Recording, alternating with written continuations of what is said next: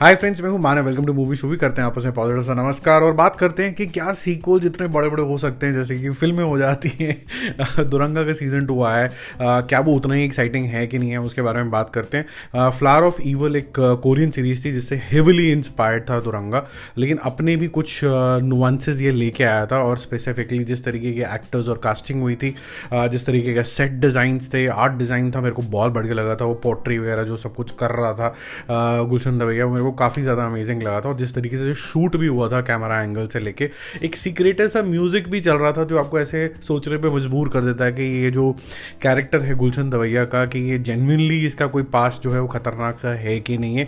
दूसरा, दृष्टित धामी जो झोले खा रही होती है कि मैं अपने हस्बैंड का साथ दूं, यानी गुलशन दवैया का साथ दूं कि नहीं दूं, या फिर मेरा फ़र्ज़ आगे आ जाएगा। वो जो कन्फ्यूजन थी वो बहुत अच्छे तरीके से कैप्चर हुई थी। और एंड आते आते आपके पास एक और समेत आ जाता है जो कि गुलशन दवैया अपने आप को क्लेम कर रहा होता है, लेकिन वो निकलता है अमित साध। अब वहीं से कहानी आगे शुरू होती है। मैं ज़्यादा आपको स्पॉइलर नहीं दे रहा हूँ, जस्ट इन केस आपने सीजन 1 नहीं देखा तो मैंने आपको सिर्फ आउटलाइन दी है। तो फर्स्ट सीज़न का जो हाईलाइट था वो ये था कि कुछ सीरीज़ ऑफ मर्डर्स हो जाते हैं और जिसके बाद ऐसा शक लगने लग जाता है कि शायद उन सीरियल मर्डर्स के पीछे गुलशन दवैया है और उसकी बीवी जो कि पुलिस के अंदर है, दृष्टित धामी, और वो एक शक के जोन के अंदर आ जाती है। उसकी शक कितना ज़्यादा सही निकलता है नहीं निकलता वो आप सीरीज़ के अंदर देखना। बट ये जो रिटर्न हुआ है, मैं ये बोलूँगा इट इज़ हाफ इम्प्रेसिव। जो टोनालिटी रखी गई है जो करेगी है वो भी उसमें भी चेंज है। जो लुक एंड फील है उसके अंदर ज़्यादा चेंज नहीं है।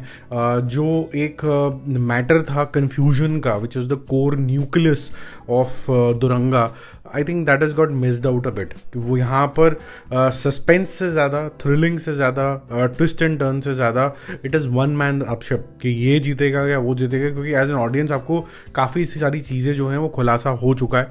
मुझे बहुत सी चीज़ें थोड़ी सी गिमिक और ऐसी लगी जो समझ के बाहर हैं, जिनको एक्सप्लेन ही नहीं किया गया, और आप एज ऑडियंसेस भी आप उससे थोड़ा सा रूबरू नहीं होगे।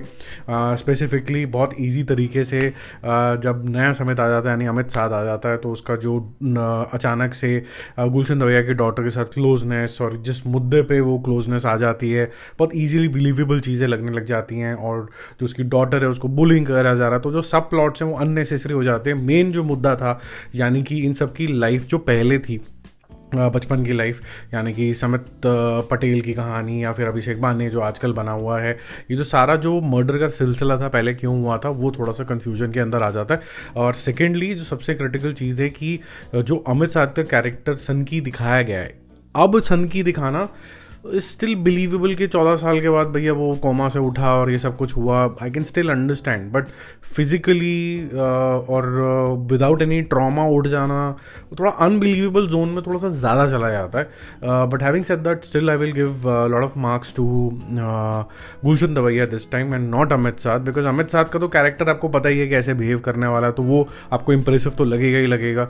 लेकिन एक इंसान जिसने ये इस तरीके का रोल कन्फ्यूजन क्रिएट करने वाला पहले किया है, अब शेर पे सवा शेर आ गया, और उसके बाद भी आपको अपनी बॉडी लैंग्वेज और अपनी एक्टिंग इस तरीके की रखनी है कि आप ये बता सकते हो कि शायद आप ऐसे डिफेंड कर पाओगे इस सिनेरियो को भी। और वो एक फीलिंग देते रहना ऑडियंस को बॉडी लैंग्वेज से, कुछ ना कुछ एक्शन से, वो आपको ठीक लगता रहेगा। दूसरा जो मुझे फैक्टर लगा इस सीरीज़ का, कमज़ोरी जो लगी, वो ये लगा कि जैसे आप किसी ज़माने में टीवी सीरियल्स देखते थे ना, कि कोई इंसान कोई सीक्रेट रिवील करने वाला अचानक से कुछ हो गया और वो हो ही नहीं पाया, तो आप कहते यार ये 1 सेकंड में बता ही देता यार, या फिर वो कोई डांट रहा है तो 2 मिनट डांट चुप करा देता, बता ही देता, तो सारी कंफ्यूजन खत्म हो जाती।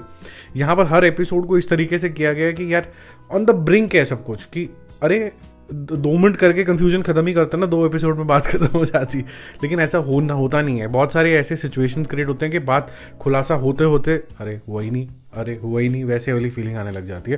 लेकिन फिर भी एक डिसेंट शो है, डिसेंट फॉलोअप है, और वैसे भी इसका सीज़न 3 आएगा। जिस तरीके से ये फिर से एक लटकते हुए मझधार के अंदर छोड़ा गया है, तो लेट्स सी अब आगे क्या लेके जाएंगे। But I think will have to do a really good job to come back to the season 1 level. Season 2 में थोड़ा डिप तो है ही है, क्योंकि स्टोरी को जब स्ट्रेच करते हैं तो थोड़ा सा मुश्किलात तो आती ही आती है। बाकी जल्दी मिलते हैं और रिव्यूज़ के साथ। Stay connected, bye bye.